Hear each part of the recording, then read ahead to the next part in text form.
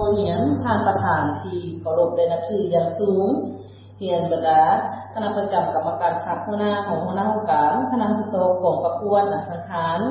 คณะแม่หญิงครูอาจารย์โรงเรียนองค์ข้างนครตลอดฮอดน้องหน้าสาวที่นับถือเพื่อปฏิบัติตามข้อตกลงของท่านเจ้าแขวงหลวงพระบางฉบับเลขที่326ทับจพลบลงวันที่27กุมภาพันธ์2025อิงตามการตกลงเห็นดีของคณะผู้สอบของประกวดนักสังขารประจำปีพ.ศ. 2568 พ.ศ. 2025ในวันที่27มีนาคม2025ให้ประสบผลสำเร็จตามระดับคาดหมายฉะนั้นมื้อนี้คณะผู้สอบของประกวดนักสังขารจึงได้เชิญบรรดาน้องหลานสาวที่ได้คัดเลือกขั้นสถาบันโรงเรียนเข้าร่วมรอบคัดเลือกผู้เข้าประกวดนางสังขารเพื่อคัดเลือกเอา30นางสาวเข้าประกวดเป็นนางสังขารประจำปีพ.ศ. 2568 พ.ศ. 2025ให้เกียรติเข้าร่วมในมื้อนี้มีท่านนางวิไลพร ธนงศักดิ์คณะประจำภาคประธานแนวเราสร้างศาสตร์คณะผู้สอบของประกวดนางสังขารขอให้เกียรติเข้าร่วมเป็นประธานขอสมเสยมีท่านนางบัววันวีระวงศากรรมการพรรคประธานสภามินินครขอให้เกียรติเข้าร่วมขอสมเสยมีท่านนางขับข้าวแซงอาคมเลขาคณะบริหารงานสาวนุ่มนครขอให้เกียรติเข้าร่วมขอสมเสยมีคณะประจำกรรมการพรรคหัวหน้าของหัวหน้าการคณะผู้สอบของประกวดนักสังขารคณะสถาบันหญิงครูอาจารย์โรงเรียนองค์ข้างตลอดฮอดน้องหลานสาวขอให้เกียรติเข้าร่วมอย่างพบเพียงขอสมเสย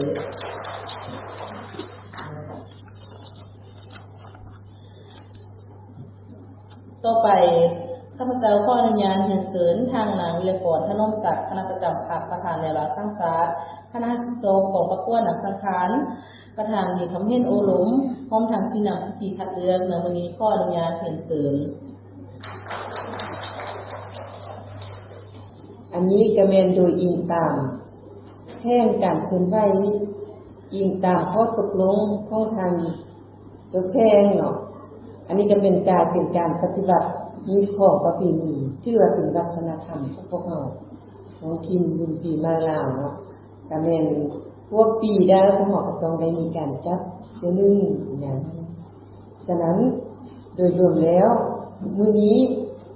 ทางอนุกรรมการรับผิดชอบการจัดประกวดนางสังขารของพวกเราก็ได้รับการแต่งตั้งจากทางเจ้าแข้งแล้วพวกเราได้เคลื่อนไหวเวียนงานตัวนี้ผ่านมาพวกเราก็ได้ลงเคลื่อนไหวอยู่ในโรงเรียนแล้วเนาะสมทบกับครูอาจารย์ก็ได้มีการประชุมปรึกษาหารือกันเทื่อนึงมาฮอดมื้อนี้ก็เป็นมื้อที่พวกเรานัดหมายที่มาเชิญเอาบรรดาน้องนางสาวเหล่านี้เข้ามาร่วมการคัดเลือกเนาะในการประกวดอยู่ในนั้นฉะนั้นต่อกับพิธีอันนี้ข้าพเจ้าก็ยังมีบางคำคิดคำเห็นเพื่อถ้าน้องนักเรียนถ้าผู้ปกครองคณะรับผิดชอบพวกเขาได้ดำเนินแผนการกิจการการเคลื่อนไหวของพวกเราในครั้งต่อไปนั้นเนาะฉะนั้นมื้อนี้ที่ว่าเป็นสมเสยพวกน้องที่ว่ามีความสมัครใจมีความตัดสินใจที่เข้ามาร่วมกิจกรรมมาประกอบส่วนเวียนงานการเคลื่อนไหวของทางภาครัฐทางการจัดตั้งเพราะว่าอันนี้มันเป็นเวียนบ้านการเมืองของพวกเราอันนึงเนาะฉะนั้นแต่ละน้องที่ต่างหน้าจากโรงเรียนจากสถาบันโรงเรียนมานี่ก็แม่นพวกน้องก็ได้ผ่านการคัดเลือกอยู่ในขั้นโรงเรียนมาแล้วถือว่าเป็นตัวแทนของแต่ละภาคส่วนเนาะที่ได้มาในมื้อนี้เนาะฉะนั้นอันนี้มันเป็นระเบียบความจริงก็อยากได้ทั้งหมดพวกน้องนี่แหละ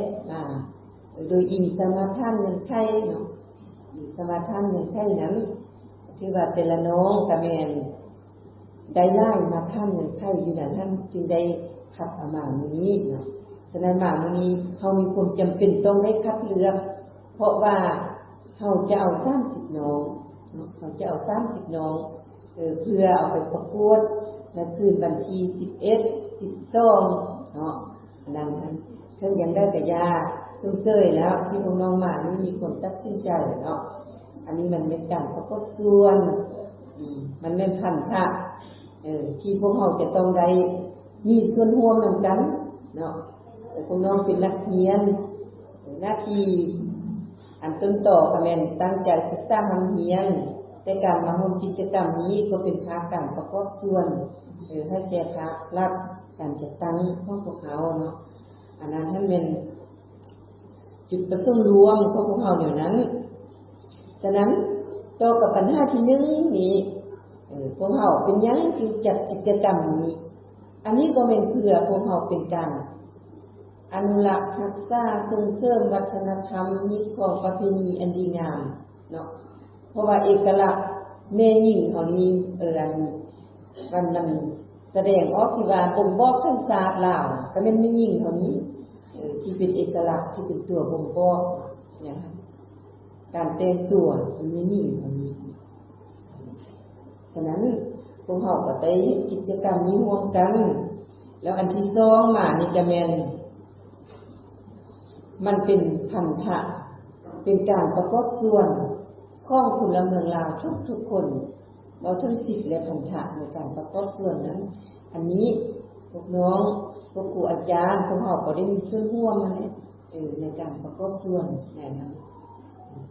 จากนั้นอันที่3มานี่ก็แม่นไล่น้องก็สิบ่ได้ผ่านขบวนการอันนี้บ่ได้ผ่านเวียกงานอันนี้แต่ว่ามามื้อนี้ก็ถือว่าพวกเขาได้มาเรียนเอาบทเรียนมาเอาประสบการณ์ฉะนั้นแต่ละน้องที่มานี้ก็ต้องให้มีความพร้อมเกี่ยมความพร้อมมีได้ความพร้อมทางด้านจิตใจความพร้อมทางด้านทางกายเนาะเพื่อจะมาประกอบส่วนอยู่ในกิจกรรมของพวกเฮานี้อันที่4แล้วก็แม่นจุดประสงค์ของเฮาคือว่าเมื่อกี้นี้เพราะว่าเฮาที่เอาแต่30น้องที่พวกน้องมาสมัครนี่ก็เคยแล้วได้100กว่าแล้วได้100กว่าอันนี้ก็เคยเป็นผลงานทางครูอาจารย์ทางคณะกรรมการพวกเฮาได้ลงไปปลุกระดมนี่มันส่งเสริมแท้ๆมีความตื่นตัวเลยเนาะส่งเสริมเลยจากนั้นพวกเฮาก็สิมีมาทานเงินไขก็คือได้เอาไปทานสู่ฝั่งเทื่อนึงแล้วมื้อนี้พวกเฮาก็จะย้ำคืนเรื่องมาทานเงินไขเพราะว่าอันนี้มันแม่นเฮาเป็นเอกลักษณ์ของท้องถิ่นหลวงพระบางหลักๆอันที่1นี่แม่นเราจะต้องได้คัดจรเลือกเฟ้นเอาผู้ที่จะเข้ามาประกวดต้องเป็นคนลาวสัญชาติลาวเชื้อชาติลาวโดยกำเนิดอันที่2ก็แม่นด้านอายุระหว่าง15-22 ปีอันนี้เป็นเพดานด้านอายุอันที่3ต้องแม่นพลเมืองที่อยู่ในนครหลวงพระบางนี้เป็นคนมีสมณครัวอยู่นี่ดำรงชีวิตอยู่นี่ถ้ามายกย้ายมาเขาก็มีระเบียบเขาเนี่ยมาท่านเป็นกำหนด3 ปีและสามารถเข้ามาทำเรียนได้ย้ายมาจากคนอื่นที่มาเป็นพลเมืองของนครหลวงพระบางอันนั้นเป็นมาท่านเงินไขส่วนรายละเอียดอันคณะผู้สอบของเขาก็จะได้ทานตื้มเนาะจากนั้นผมพร้อมอีกอันนึงกับแม่ทางคณะผู้สอบของเขาได้แจ้งไปให้พวกน้องๆลูกหลานนั่นเป็นได้ประกอบชีวประวัติพร้อมกับผู้จิตขัดแล้วมื้อนี้พวกน้องก็จะได้แสดงความสามารถได้แสดงความกล้าหาญจะได้ให้ยางอยู่ในเวทีเนาะจากนั้นทางคณะผู้สอบของเขาก็จะได้มีการติดตามจะได้มีการให้คะแนนจะได้มีการคัดเลือกว่าหมายความว่ายังย้ำอยู่บนที่ว่าถ้าบาพวกเขาคัดเลือกเอา30น้องแล้ว แม่นน้องได้ที่มีมาท่านเงินไข้ไล่กลัวน้องนั้นก็จะได้ผ่านเข้าหอบแล้วคณะรับผิดชอบของพวกเราจะได้ประสานหาเขามื้อนี้เขาขัดแล้วเขาจะเบิ่งติดตามมื้ออื่นจะเริ่มแจ้งค่าแต่ละน้องๆถ้าคณะรับผิดชอบแจ้งค่าน้องได้ก็มีน้องนั้นได้เข้าห่วงก็ขอโทษถ้าว่าบ่ได้แจ้งก็ถือว่าแม่นพวกน้องบ่ได้ผ่านเข้าหอสร้างสิน้องแต่ถึงยังได้กะยาเนาะก็ขอโทษขออภัยนำพวกน้องพวกลูกพวกหลานหลายๆเนาะผู้ที่ว่าบ่ได้ผ่านเข้าหอคัดเลือกนะก็ถือโอกาสนี้เพื่อเป็นการขอบใจเพื่อเป็นการแสดงถึงการย่อมย่อสมสื่อความตัดสินใจความสมัครใจที่เข้ามาถึงว่าสุดนี้ปีนี้เขาบ่ได้ผ่านปีหน้าเขามาใหม่ก็ได้เนาะดีใจท่านเงินให้เนาะ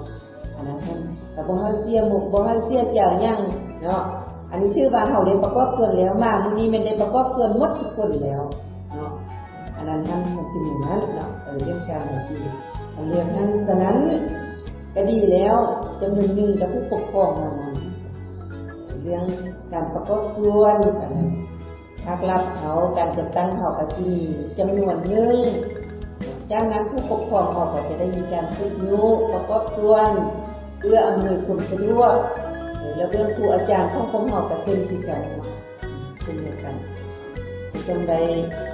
อำนวยความสะดวกให้น้องๆที่ผมเขาก็ได้เห็นหนังสือแจ้งถึงครบแล้วเฉพาะน้องที่ว่าได้เข้ามาสร้างสิ่งน้องในผมเขาจะได้มีการฝึกซ้อมฝึกแอบการย่างกิริยามารยาทฝึกวัฒนธรรมของแม่หญิงลาวนี้วัฒนธรรมแม่หญิงลาวนี้การฝึกซ้อมนั้นจะเป็นมื้อวันที่1ตามแผนของเราที่สร้างสิ่งน้องในผ่านเข้าหอคัดเลือกนี้อันกรรมการจะแจ้งเนาะแล้วจะมีมือเห็นกฎระเบียบอีกมือนึงเนาะเห็นกฎระเบียบอันนี้ก็ได้คนเป็นเอกสารแล้วแจ้งให้คุณน้องรับทราบเลยวันที่31นั้นพวกเราจะมีการเห็นกฎระเบียบเฉพาะ30น้องที่ได้เข้ารอบแล้วก็จะมีการยกสลากนัมเบอร์ถ้าจะถึงนัมเบอร์ที่เท่าได้เป็น1มา30จากการยกสลากนัมเบอร์แล้วก็จะได้ยกอันบรรดาหารเสริมช่วยที่เป็นมาประกอบส่วนนำเฮานี้ดองได้ชื่อทางได้ก็ดองได้ไปกันเราจะได้ผ่านระเบียบกันตื้มจะได้ลงเลิกกันเนาะเมื่อวันที่31จะแจ้งในลงหน้าให้ทราบที่นี้เนาะ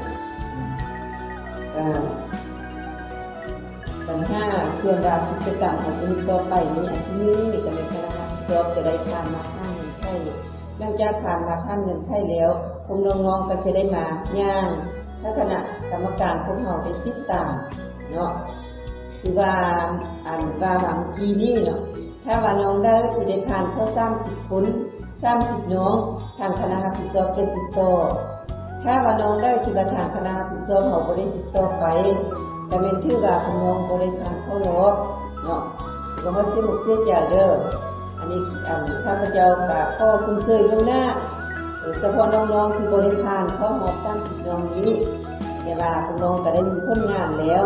ในการประกอบส่วนมีความสมัครใจเข้ามานี้แล้วก็ผู้ปกครองของเราก็ต้องเป็นสิทธิ์นูส่งเสริมลูกๆหลานๆเพราะว่านี่ก็เป็นเวทีหนึ่งที่ฝึกทางด้านบทเรียนการประสบการณ์ให้กับลูกๆหลานๆของเราเนาะอันนั้นข้าพเจ้าก็จะมีตามคำคิดคำเห็นอย่างนั้นเนาะฉะนั้นโอกาสท้ายนี้ข้าพเจ้าก็ขอแสดงความขอบใจมาอย่างคณะรับผิดชอบแสดงความขอบใจมาอย่างครูอาจารย์น้องนักเรียนผู้ปกครองที่มีความสมัครใจเข้ามาประกอบส่วนในงานอันนี้แล้วก็เรียกร้องให้คณะรับผิดชอบของพวกเราเลยจงปฏิบัติหน้าที่ด้วยความรับผิดชอบสูงตามการมอบหมายเพื่อมื้อนี้พวกเราจะได้ติดตามจะได้ขับเรือกับน้องนางสาวแล้วน้องนางสาวที่จะมาแสดงความ สามารถแสดงวัฒนธรรมกิริยามารยาทผ่านการเคลื่อนไหวเดินย่างนี้ก็เฮียพองกับของน้องมีความพร้อมคือว่าทางด้านจิตใจทางด้านทางกายก็ให้มันพร้อมเนาะการทานี้ก็ขออวยพรให้บรรดาน้องๆจงมีสุขภาพเข้มแข็งแล้วก็โชคดีแล้วรอ30น้องเนาะก็เข้าใจ